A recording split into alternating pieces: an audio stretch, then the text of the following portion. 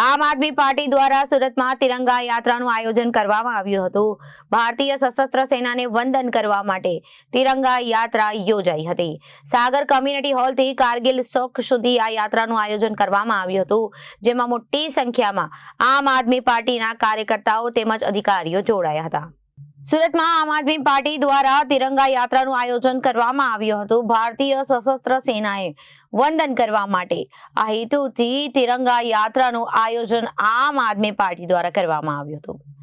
સાગર community હોલથી Kargil ચોક સુધી આ તિરંગા યાત્રા યોજાઈ હતી, જેમાં મોટી સંખ્યામાં લોકો, સ્થાનિક લોકો, રહીશો તથા આમ આદમી પાર્ટીના તમામ કાર્યકર્તાઓ અને અધિકારીઓ જોડાયા હતા અને તિરંગા યાત્રા યોજાઈ હતી।